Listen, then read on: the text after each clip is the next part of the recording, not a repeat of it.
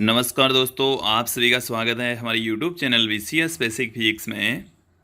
आज की इस वीडियो में हम कक्षा 12 भौतिक विज्ञान 24 अगस्त 2021 की वर्कशीट का सॉल्यूशन यहाँ पर हम देखने वाले हैं। आज का जो हमारा टॉपिक है वो है कूलॉम के नियम से गाउस के नियम की व्युत्पत्ति। देखिए विद्यार्थियों, इस वर्कशीट का जो पहला क्वेश्चन है कि उस नियम का नाम बताइए जिसकी सहायता से गाउस के नियम को व्युत्पन्न कर सकते हैं। वैसे इस टॉपिक का नाम भी यही है कि कूलॉम के नियम से गाउस के नियम की व्युत्पत्ति। तो हमें इस क्वेश्चन में ये पूछा है कि गाउस का जो नियम है उसको हम कौन से नियम की सहायता से व्युत्पन्न कर सकते हैं। तो यहाँ पर आप देखेंगे तो इस क्वेश्चन का जो सॉल्यूशन है वो होगा कूलॉम का नियम। कूलॉम का नियम क्लियर। कूलॉम के नियम की सहायता से व्युत्पन्न कर सकते हैं। सेकंड जो क्वेश्चन है, कूलॉम के नियम से गाउस के नियम को व्युत्पन्न करने के लिए आवश्यक चित्र बनाइए। तो कूलॉम के नियम की सहायता से हम गाउस का नियम जब उत्पन्न करते हैं तो उसके लिए एक आवश्यक डायग्राम हमें यहाँ पर बनाना है। डायग्राम यहाँ पर देख लीजिए। हम दूसरे क्वेश्चन का आंसर यहाँ पर आप लोगों को बता रहे हैं। हम एक बंद गाउसी पृष्ठ लेंगे और उस बंद गाउसी पृष्ठ में कोई आवेश यहाँ पर लिया जाएगा कि ये कोई आवेश है स्मॉल q, और इस पृष्ठ के ऊपर हम यहाँ पर ये कोई बिंदु ले लेंगे स्मॉल p। देखिए इसकी वजह से बिंदु P पर विद्युत क्षेत्र की तीव्रता यदि हम ज्ञात करते हैं तो यहाँ पर एक छोटा सा अल्पांश क्षेत्रफल ले लेंगे। ये हमारे पास में है अल्पांश क्षेत्रफल ds, और देखिए इस अल्पांश क्षेत्रफल ds के द्वारा इस आवेश q पर जो अंतरित घन कोण होता है वो है d ओमेगा। यहाँ से आप देखेंगे कि जो डिस्टेंस है, ये वाली जो डिस्टेंस है वो स्मॉल r है, और इसकी वजह से जो उत्पन्न विद्युत क्षेत्र की तीव्रता है वो E है और इस डायरेक्शन में होगी। ये क्षेत्रफल है। क्लियर। अब यहाँ पर आप देखेंगे कि जो क्षेत्रफल अल्पांश है उसकी डायरेक्शन, क्षेत्रफल एक सदिश राशि होती है और उसकी डायरेक्शन क्षेत्रफल के ठीक लंबवत दिशा में होती है। तो ये ds की डायरेक्शन है, ये E की डायरेक्शन है। तो यहाँ पर इस ds का विद्युत क्षेत्र की दिशा में जो घटक है वो हो जाएगा, यदि ये एंगल हम थीटा कंसीडर कर लें तो ds कोस थीटा हो जाएगा। क्लियर। तो इस डायग्राम की सहायता से हम गाउस के नियम की व्युत्पत्ति करते हैं। तो हमारे को इस दूसरे क्वेश्चन में केवल इतना ही पूछा है कि आवश्यक चित्र बनाइए। आवश्यक चित्र हमने आप लोगों को बता दिया है। फिर हम थर्ड क्वेश्चन की ओर देखिए कि कूलॉम के नियम से गाउस के नियम को व्युत्पन्न कीजिए। कूलॉम के नियम की सहायता से हमें गाउस के नियम की व्युत्पत्ति करनी है, तो कैसे करेंगे। देखिए जो थर्ड क्वेश्चन है उसका सॉल्यूशन भी हम उसके ठीक आगे की तरफ देख लेते हैं। ये हमारे पास में डायग्राम आ चुका है कि यहाँ पर ये कोई स्मॉल आवेश है। तीसरे क्वेश्चन का आंसर यहाँ पर ही हम देख रहे हैं। ये स्मॉल r दूरी पर ये बिंदु P स्थित है जिस पर विद्युत क्षेत्र की तीव्रता E। तो इस विद्युत क्षेत्र की तीव्रता को मैं यहाँ पर पुट कर देता हूँ। विद्युत क्षेत्र की तीव्रता E बराबर होती है 1/4 pi epsilon not Q upon R square. Clear. अब विद्युत क्षेत्र की तीव्रता हमारे पास में आ चुकी है और विद्युत फ्लक्स की जो परिभाषा है वो भी आप लोगों के सामने रख देता हूं मैं। विद्युत फ्लक्स फाई बराबर होता है E vector dot ds vector का इंटीग्रेशन। ये विद्युत फ्लक्स की डेफिनेशन होती है। हमारे पास में E है, ds भी हमने यहाँ पर लिया है, तो यहाँ पर आप देखिए इन दोनों के ds और e के बीच का जो एंगल है वो हमने थीटा यहाँ पर कंसीडर कर रखा है। तो फाई बराबर हमारे पास में यहाँ पर क्या आएगा, देखिए इंटीग्रेशन e की वैल्यू है 1/4 पाई एप्सिलॉन नॉट q/r² और ds। अब देखिए यहाँ पर मैं ds सीधा ds पुट कर रहा हूँ। ये भी समझ लेंगे कि यहाँ से जब डॉट हटाएंगे तो कोस थीटा लगा देंगे, तो डॉट यहाँ से जब डॉट हटेगा तो कोस थीटा आ जाएगा। क्लियर। देखिए विद्यार्थियों, इससे हम क्या लिख सकते हैं, फाई इक्वल टू जो कांस्टेंट है उसको आप इंटीग्रेशन से बाहर ले लीजिए, q/4 पाई एप्सिलॉन नॉट बाहर आ गया। इंटीग्रेशन के अंदर हमारे पास में रह गया है ds cos theta upon r²। अब ये जो वैल्यू आप लोग देख रहे हैं वो हम घन कोण की परिभाषा से अब यहाँ पर हम पुट करने वाले हैं। देखिए घन कोण की डेफिनेशन क्या कहती है, घन कोण की परिभाषा से, घन कोण की जो डेफिनेशन है वो ये कहती है कि छोटा सा यदि कोण घन कोण डी ओमेगा है तो उसकी डेफिनेशन है ds cos theta upon r²। यहाँ पर हम पुट कर दें q/4 pi epsilon not ds cos theta upon r², इसकी जगह आ जाएगा घन कोण डी ओमेगा। और विद्यार्थियों हम आपको बता दें कि किसी एक बिंदु पर बनने वाला संपूर्ण जो घन कोण होता है वो 4 पाई के इक्वल होता है। ये एक फॉर्मूला होता है, घन कोण की डेफिनेशन से हमने देखा है, कक्षा 11 में हमने पढ़ लिया है। फिर से देखिए उसी इक्वेशन पर वापस लौटते हैं। यहाँ से ये हमारे पास में आ चुका था, इस डी ओमेगा की जो वैल्यू है वो हमें 4 पाई पुट करनी है। देन यहाँ से फाई इक्वल टू हमें क्या मिल जाएगा, q/4 पाई एप्सिलॉन नॉट तो पढ़ा ही है और इसकी वैल्यू हमें रखनी है 4 पाई।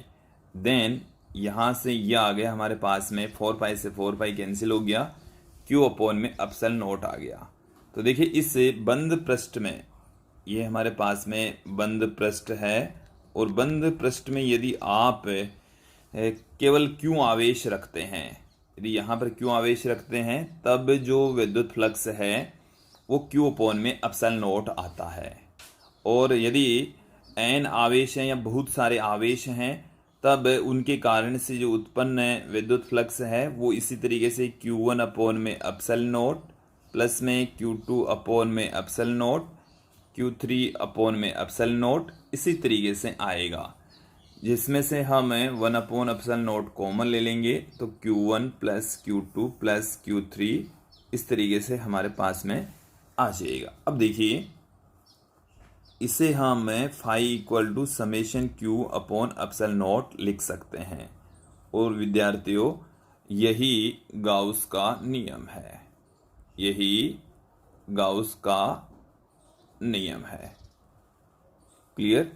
तो एक बार इस क्वेश्चन का सॉल्यूशन आप शुरू से देख लीजिए कि ये तो डायग्राम है और ये विद्युत क्षेत्र की तीव्रता, विद्युत फ्लक्स की डेफिनेशन के अकॉर्डिंग ये वाला फॉर्मूला हमें प्राप्त होता है, ये फॉर्मूला हमें मिल जाएगा। तो इस फॉर्मूले के अंदर विद्युत क्षेत्र की तीव्रता तथा इस ds को मैंने यहाँ से डॉट हटाया और ds कोस थीटा पुट कर दिया। क्लियर। अब यहाँ पर इन दोनों की वैल्यू पुट करने के पश्चात q/4 पे एप्सिलॉन नॉट बाहर ले लिया और इस की जो वैल्यू होती है वो घन कोण की डेफिनेशन से मैंने यहाँ, ये घन कोण की डेफिनेशन है और यहाँ से हमने इसमें इसकी वैल्यू पुट कर दी है। क्लियर। 4 पाई का मान रखते ही 4 पाई से 4 पाई कैंसिल हो गया, q/ में एप्सिलॉन नॉट आ चुका है। क्लियर। और बहुत सारे आवेशों के लिए ये हमारे पास में गाउस का नियम हो जाएगा। यहाँ तक आप लोगों को समझ में आ जाना चाहिए। अब हम अगले क्वेश्चन की ओर बढ़ते हैं। अगला जो क्वेश्चन है वो हमें क्या कहता है, देखिए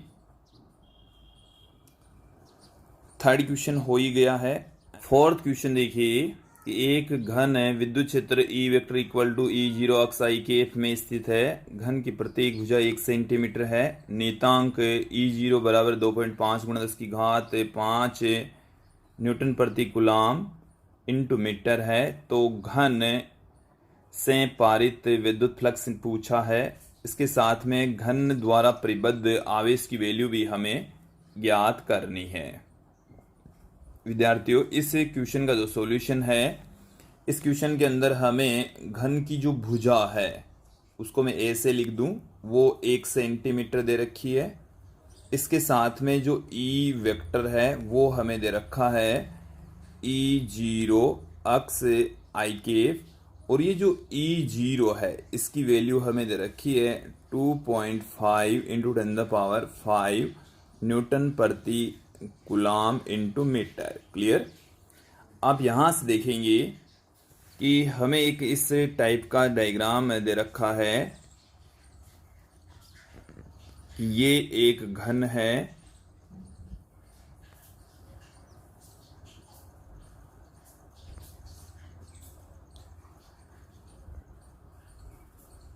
इस टाइप से हमें घन दे रखा है।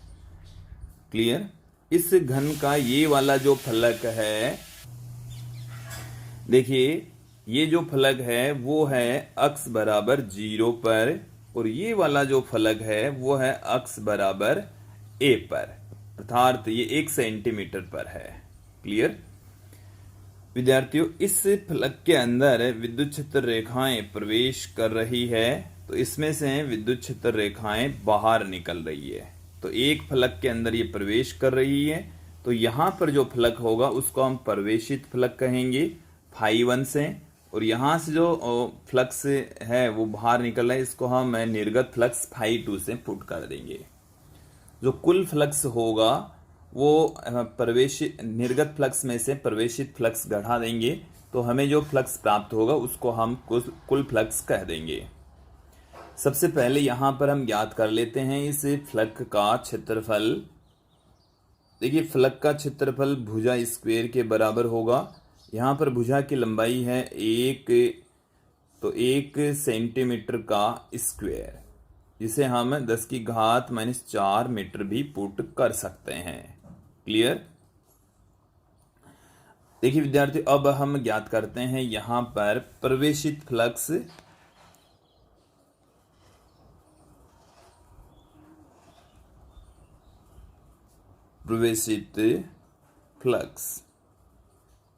प्रवेशित फ्लक्स को हम φ1 से पुट कर रहे हैं। फ्लक्स की डेफिनेशन होती है E vector dot A vector, यहाँ से डॉट हटाएंगे, कोस, देखिए कोस 0 आ जाएगा, कोस 0 का मान होता है 1, तो ई इंटू ए आ गया। इस पहले फलक के ऊपर, इस वाले फलक के ऊपर ई की जो वैल्यू होगी वो देखिए ई जीरो अक्स आई केफ इंटू ए, तो यहाँ पर अक्स का मान 0, तत्पश्चात φ1 की वैल्यू 0 आ जाएगी। फिर इस दूसरे फलक के ऊपर देखिए, इसे हम निर्गत फ्लक्स कह रहे हैं। निर्गत फ्लक्स को हम φ2 से पुट करेंगे। इसकी जो वैल्यू है वो E0 अक्स A, अब की बार जो अक्स का मान है वो हो जाएगा 1 सेंटीमीटर। E0 का मान हमें क्वेश्चन में दे ही रखा है, सबकी वैल्यू पुट कर दीजिए। E0 का मान 2.5 गुणा 10 की घात 5 दे रखा है। अक्स का मान 1 सेंटीमीटर, मतलब 10 की घात -2 मीटर। ए का मान हमने निकाल लिया है यहाँ पर 10 की घात -4, 10 की घात -4 हो गया। देखिए तो इसका φ2 का जो मान है वो कितना निकल कर आ रहा है। φ2 यहाँ से कैलकुलेशन कर लीजिए, 2.5 इंटू 10⁻⁻1, इसे हम 0.25 न्यूटन इंटू मीटर स्क्वायर प्रति कूलाम कह सकते हैं। तो देखिए कुल जो फ्लक्स है वो कितना आ जाएगा, कुल फ्लक्स, तो निर्गत फ्लक्स में से हम आगत फ्लक्स या प्रवेशित फ्लक्स घटा देंगे, तो φ1 की वैल्यू 0 है, तत्पश्चात φ2 का मान हमारे पास में 0.25 माइनस 0, देन फाई की जो वैल्यू है वो हमें 0 प्राप्त हो जाएगी। हमें इस क्वेश्चन में आगे और भी पूछा है। देखिए आगे हमें क्या पूछा है वो भी देख लीजिए। हमें इस क्वेश्चन के अंदर आगे पूछा है कि इस बंद पृष्ठ के अंदर मौजूद आवेश कितना है। तो यहाँ पर आवेश की वैल्यू भी हमें ज्ञात करनी है कि इस बंद पृष्ठ के अंदर कुल आवेश कितना है। कुल आवेश कितना है वो हमें ज्ञात करना है। तो गाउस के नियम की सहायता से हम ज्ञात यहाँ पर कर लेंगे। विद्यार्थी जो फाइनल सॉल्यूशन यहाँ पर जो हमने पुट किया था, ये जो सॉल्यूशन है वो इसका हल होगा। एक बार मैं यहाँ पर इस 0.250, तो यहाँ पर इसका जो वैल्यू है 0.25 न्यूटन इंटू मीटर स्क्वायर प्रति कूलाम होगी। क्लियर। अब देखिए हमें पूछा है आवेश, तो गाउस के नियम की सहायता से आवेश की वैल्यू ज्ञात करेंगे। गाउस का नियम क्या है, phi is equal to summation q upon epsilon naught. Then यहाँ से हम summation q equal to put कर देंगे phi into epsilon naught. Phi की जो वैल्यू है वो है 0.25, एप्सिलॉन नॉट की वैल्यू 8.854 इंटू 10⁻⁻12 है। अब इसकी कैलकुलेशन देखिए। इसकी जब आप कैलकुलेशन करेंगे तो हमें देखिए क्या मिलने वाला है। इसको गुणा कीजिए, 25 को 4 से गुणा करेंगे 100 हो गया, 10 हासिल की हो गई। 25 को 5 से गुणा करेंगे 125 और 10 हो गए 135। 13 हासिल की हो गई। 25 को 8 से गुणा करेंगे 200 हो गया, 200 और 13 हो गए 213। 213 में 3 हो गया, 21 हासिल की हो गई। 25 को 8 से गुणा करेंगे फिर से 200 और 21 हो गया हमारे पास में 221। 3 और 2 5 संख्या पहले पॉइंट पुट कर देंगे तो यहाँ पर आ जाएगा पॉइंट इंटू 10⁻⁻12 है। तो ये हमारे पास में आ चुका है इस क्वेश्चन का फाइनल सॉल्यूशन 2.2135 इंटू 10⁻⁻12 है कूलाम, जिसे हम 2.2 पिको कूलाम भी कह सकते हैं। तो ये था इस क्वेश्चन का सॉल्यूशन और इस वर्कशीट का भी सॉल्यूशन। आज के लिए इतना ही। धन्यवाद दोस्तों।